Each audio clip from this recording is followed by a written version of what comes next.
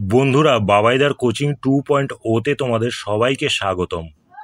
আজকের ভিডিওতে আমরা আলোচনা করব ভার্বের কিছু শ্রেণী বিভাগের সম্পর্কে, যার মধ্যে মেইন ভার্ব এবং অক্সিলিয়ারি ভার্বটা প্রধান। আমি এখানে মূলত তোমাদেরকে মেইন ভার্ব আর অক্সিলিয়ারি ভার্বটা বোঝাবো, ঠিক আছে? কারণ এটা পরবর্তীতে তোমাদের টেন্স বা ভয়েস চেঞ্জ করার ক্ষেত্রে কাজে লাগবে। এছাড়াও আমি তোমাদেরকে যেটা শিখাবো সেটা হচ্ছে মোডাল ভার্ব, ফ্রেজাল ভার্ব আর লিঙ্কিং ভার্ব। কিন্তু এগুলো আমি খুব বেসিক একটা আইডিয়া তোমাদের দিয়ে দিব। পরবর্তীতে এগুলা শেখানোর জন্য আরও লম্বা ভিডিও আমার তৈরি করতে হবে, ঠিক আছে? এখানে আমি মেইন ফোকাসটা করব মেইন ভার্ব আর অক্সিলিয়ারি ভার্বের ক্ষেত্রে, ঠিক আছে? আর বাকিগুলো একটা সাধারণ ধারণা আমি তোমাদের দিয়ে রাখবো, যাতে পরবর্তীতে যখন আমি মোডাল ভার্ব বা ফ্রেজাল ভার্ব বা লিঙ্কিং ভার্বের ডিটেল ভিডিও বানাবো তখন তোমাদের বুঝতে সুবিধা হয়। তাহলে চলো প্রথমেই দেখে নেওয়া যাক ভার্ব কি। সেন্টেন্সের মধ্যে যেই পার্ট অফ স্পিচগুলো কোনো কিছু করা, কোনো কিছু হওয়া বা কোনো একটা অবস্থায় থাকা ইত্যাদি বোঝায় সেগুলোই হচ্ছে ভার্ব, ঠিক আছে? অর্থাৎ সেন্টেন্সের মধ্যে কোনো কাজকে বোঝায় যেই পার্ট অফ স্পিচগুলো, সেগুলোই হচ্ছে ভার্ব। তাহলে চলো একটু উদাহরণের সাহায্যে দেখে নেওয়া যাক কীভাবে কোনো কিছু করা বা কোনো কিছু ঘটা বা কোনো কিছু হওয়া ইত্যাদি ভার্ব হয়ে ওঠে।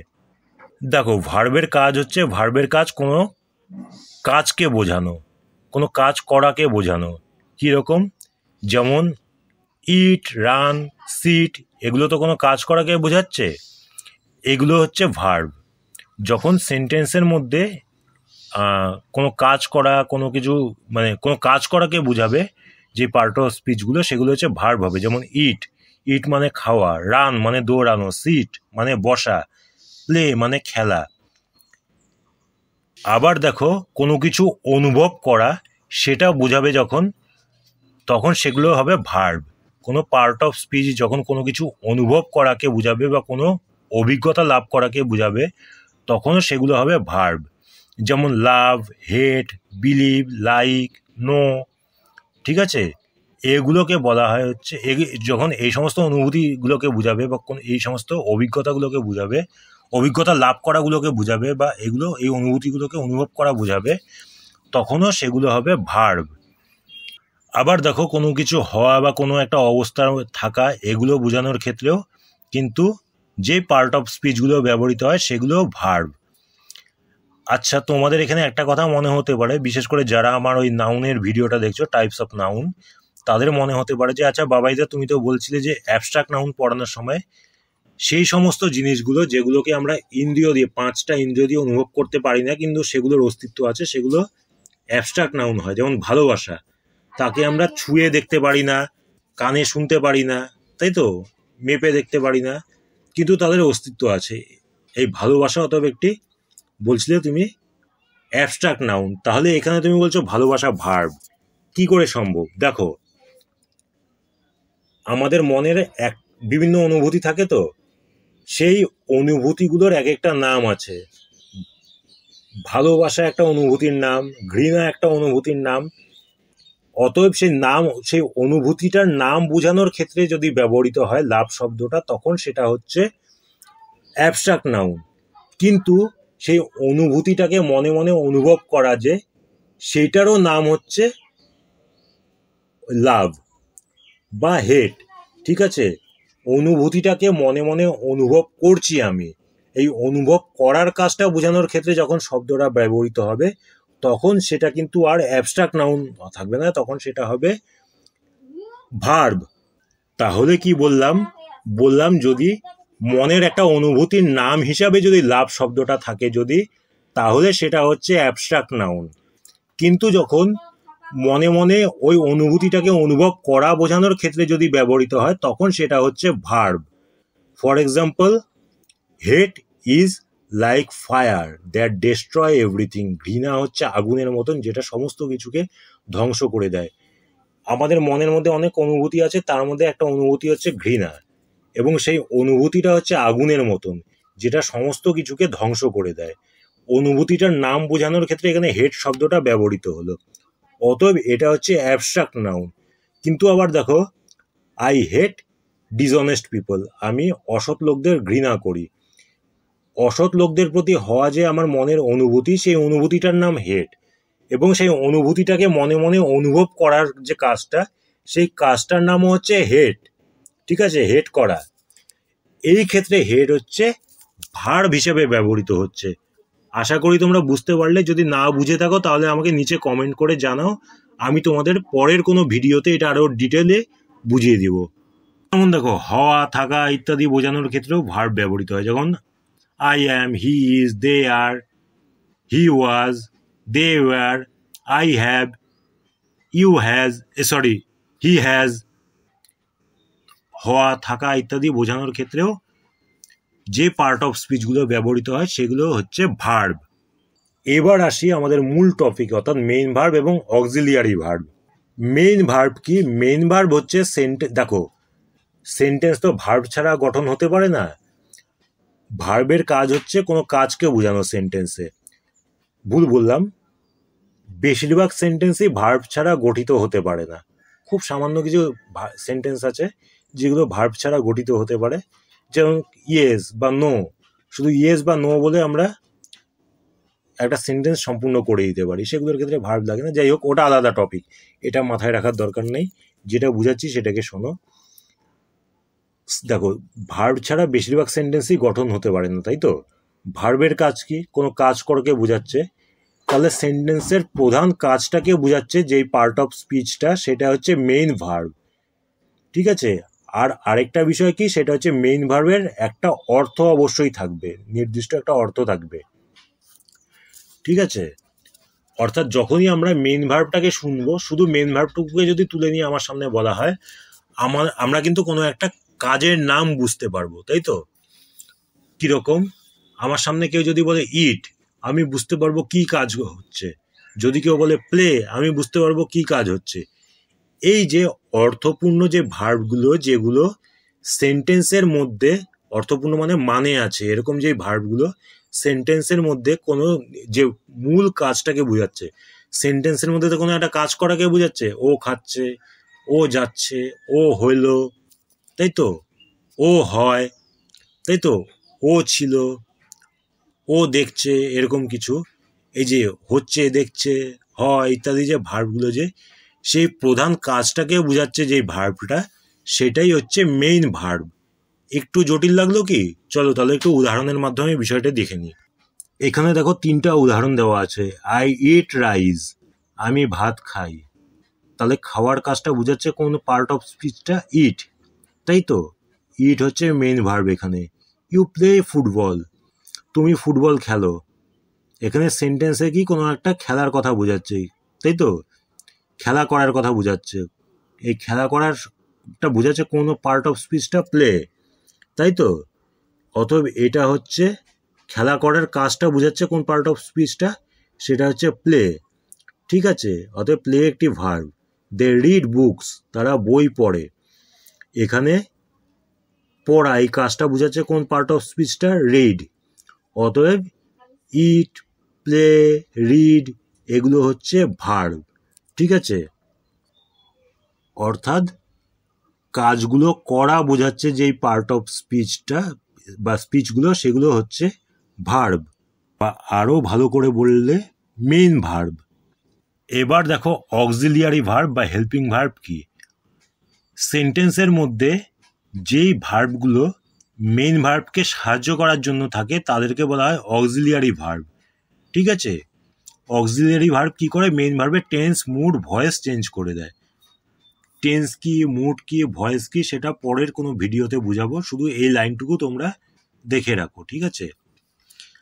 তাহলে অক্সিলিয়ারি ভার্ব বা হেল্পিং ভার্বের কাজ কি? এই হেল্পিং কথাটার থেকে তোমরা বুঝতে পারছো যে এ মেইন ভার্বকে সাহায্য করে। যেমন am, is, are, was, were, have, has এগুলো হচ্ছে অক্সিলিয়ারি ভার্ব। আচ্ছা, অক্সিলিয়ারি ভার্বের ক্ষেত্রে আরেকটা কথা বলি, অক্সিলিয়ারি ভার্ব কিন্তু হেল্পিং ভার্বের পাশাপাশি কোনো কোনো সেন্টেন্সে মেইন ভার্ব হিসাবেও ব্যবহৃত হতে পারে। অর্থাৎ শুধুমাত্র এই যে এখানে অ্যাম বা ইজ বা আর, এগুলো মেইন ভার্বের মতোও কাজ করতে পারে। এখানে দেখো 2টা উদাহরণ দেওয়া আছে। প্রথমে বলা আছে Raju plays football, Raju football খেলে। এখানে খেলার কাজটা বোঝাচ্ছে কোন পার্ট অফ স্পিচটা? প্লে। প্লে হচ্ছে মেইন ভার্ব। পরের সেন্টেন্সে দেখো Raju is playing football, Raju football খেলছে।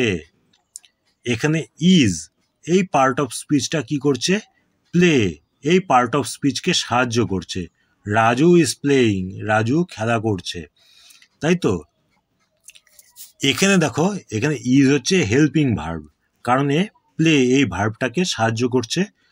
আর কি বলা হয়েছিল যে ভার্বের টেন্স বা মুড বা ভয়েস চেঞ্জ করতে পারে, এখানে টেন্স চেঞ্জ করে দিয়েছে। যাই হোক, রাজু ইজ প্লেয়িং, প্লেটাকে প্লেয়িং করতে সাহায্য করছে।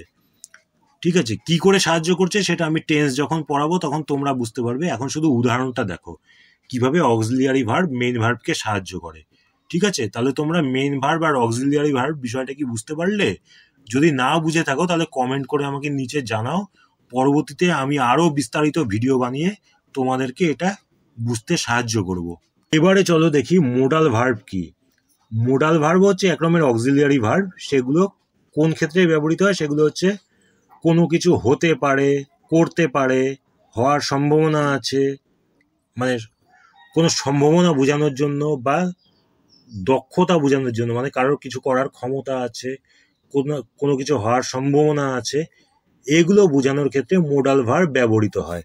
আরেকটা কথা তোমাদের বলি, মোডাল ভার্ব কিন্তু ওই অক্সিলিয়ারি ভার্বের মতন কখনোই মেইন ভার্ব হিসেবে ব্যবহৃত হতে পারে না। অক্সিলিয়ারি ভার্ব যেমন মেইন ভার্ব হিসেবে ব্যবহৃত হতে পারে, মোডাল ভার্ব কিন্তু কখনোই মেইন ভার্ব হিসেবে ব্যবহৃত হতে পারে না। ঠিক আছে, এরা সবসময় অক্সিলিয়ারি ভার্ব হিসেবেই সেন্টেন্সে থাকে। এখানে দেখো মোডাল ভার্বের কিছু উদাহরণ দেওয়া আছে, যেমন আই ক্যান ডু দিস, আমি এটা করতে পারি। ইউ উইল গো দেয়ার, তুমি সেখানে যাবে। It could be rain tonight, আজ রাত্রে বৃষ্টি হতে পারে। এখানে দেখো মেইন ভার্বগুলো কি আছে, মেইন ভার্বগুলো আছে ডু, গো, বি, এগুলো হচ্ছে মেইন ভার্ব। এদের সঙ্গে অক্সিলিয়ারি ভার্ব হিসাবে আছে ক্যান, উইল, কুড, এগুলো। আর এরা কি কাজ করছে, এরা করছে কোনো কিছু করতে পারা, কোথাও যেতে পারা, কোনো কিছু হওয়ার সম্ভাবনা, এগুলো বোঝানোর ক্ষেত্রে। এখন দেখো ক্যান বা উইল বা কুড এগুলো কিন্তু মেইন ভার্ব হিসাবে কখনোই সেন্টেন্সে ব্যবহৃত হতে পারে না, এগুলো সবসময় অক্সিলিয়ারি ভার্ব হিসেবেই থাকে। ঠিক আছে, তাহলে এই হচ্ছে মোডাল ভার্ব। মোডাল ভার্ব একটা বেশ বড় চ্যাপ্টার, এটাকে আমি পরের কোনো ভিডিওতে আলোচনা করব, তোমরা আমার ভিডিওগুলো দেখতে থাকো। আচ্ছা, এইবার আমরা আলোচনা করব ফ্রেজাল ভার্ব সম্পর্কে। ফ্রেজাল ভার্ব বোঝানোর আগে আমি তোমাদেরকে একবার ফ্রেজ বিষয়টিকে বুঝিয়ে দিই। ফ্রেজ জিনিসটা কি, দেখো একের বেশি শব্দ পাশাপাশি বসে কোনো একটা জিনিসকে বোঝাচ্ছে, এই ধরনের বিষয়টি হচ্ছে ফ্রেজাল ভার্ব। প্রথমে বাংলায় উদাহরণ দিই, যেমন দেখো গরু আর গাড়ি, দুটা তো আলাদা শব্দ। গরু বলতে আমরা একটা প্রাণীকে বুঝাই, গাড়ি বলতে আমরা যানবাহনকে বুঝাই। কিন্তু যখনই গরুর গাড়ি বুঝাচ্ছে তখন কি হচ্ছে, তখন দুটা শব্দ একসঙ্গে বসছে, কিন্তু কোনো একটা নির্দিষ্ট জিনিসকে বুঝাচ্ছে। কি বুঝাচ্ছে, এক রকমের গাড়ি, যে গাড়িটাকে টানে গরু, তাই তো। আবার দেখো কি বলবো,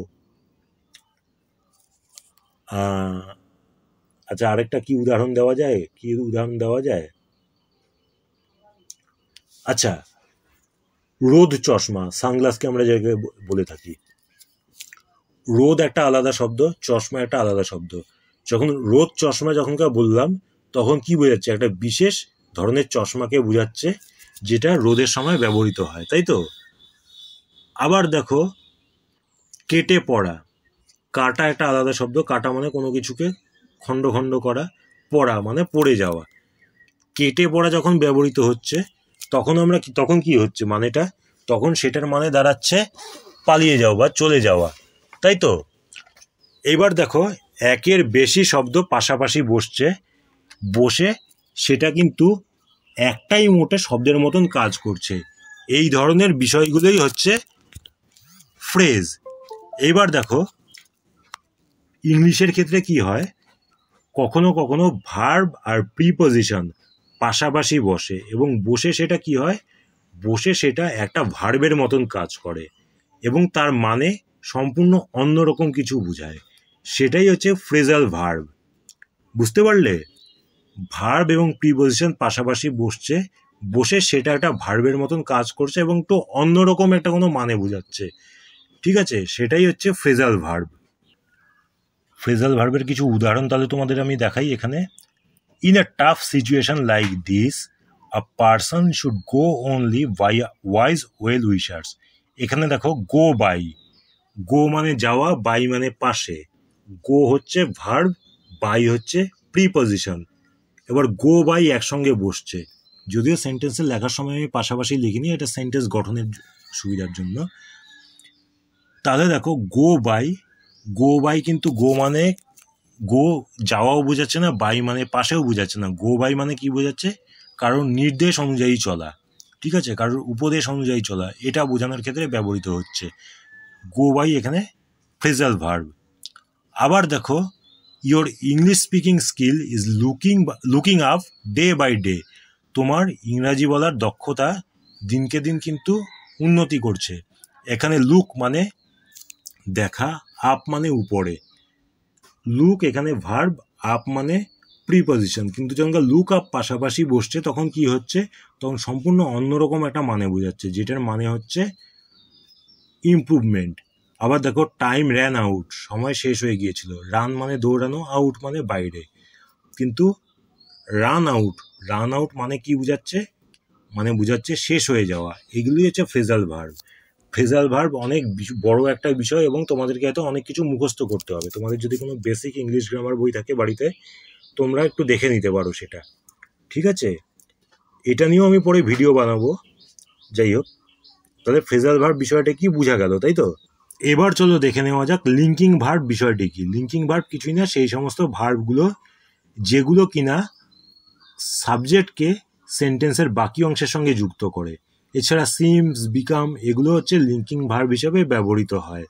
অর্থাৎ এখানে ভার্ব যখন কনজাংশনের মতন কাজ করছে খানিকটা, সেটাই হচ্ছে লিঙ্কিং ভার্ব, ঠিক আছে? এখানে দেখো কতগুলো উদাহরণ দেওয়া আছে, যেমন he is my friend. He are my friend এই দুইয়ের মধ্যে সংযোগকে স্থাপন করছে ইজ। এখানে ইজটা হচ্ছে লিঙ্কিং ভার্ব, তাই তো? এখানে ভার্বটা হচ্ছে লিঙ্ক করছে হি এর সঙ্গে মাই ফ্রেন্ড এই পার্ট অফ স্পিচটাকে, ঠিক আছে? অতএব এখানে ভার্ব হচ্ছে লিঙ্কিং ভার্ব। আবার দেখো ইট সিমস ইন্টারেস্টিং, এটা খুব মজাদার মনে হচ্ছে। সিমস এখানে linking verb. They become friends within a few days, তারা কয়েকদিনের মধ্যে বন্ধু হয়ে গেল। বিকাম এটা হচ্ছে লিঙ্কিং ভার্ব। লিঙ্কিং ভার্ব সম্পর্কেও আরেকটা ডিটেল ভিডিও পরবর্তীতে আসবে। তাহলে এই হলো আমাদের টাইপস অফ ভার্ব। ভার্বের কিন্তু আরও অনেক রকম শ্রেণীবিভাগ আছে, সেগুলো আমি তোমাদের জন্য আরও অ্যাডভান্স লেভেলে করাবো, বা পরবর্তীতে যখন এই বেসিক লেভেলেই আরও কিছু ভিডিও করব তখন তার মধ্যে থাকবে। তো যাই হোক, এবার চলো কিছু এক্সারসাইজ এখানে দেওয়া হলো, তোমরা একটু দেখো। প্রথমে বলা আছে আই হ্যাভ প্লেড ফুটবল, আমি ফুটবল খেলেছি। You are a good boy, তুমি একজন ভালো ছেলে। Only Ratin can read Tamil, কেবলমাত্র রতিনই তামিল পড়তে পারে। এখানে ভার্বগুলো তোমরা চিহ্নিত করবে এবং কোনটা কি ধরনের ভার্ব সেগুলো তোমরা লিখবে, লিখে কমেন্ট করে আমাকে জানাবে। এই হচ্ছে তোমাদের আজকের হোমওয়ার্ক।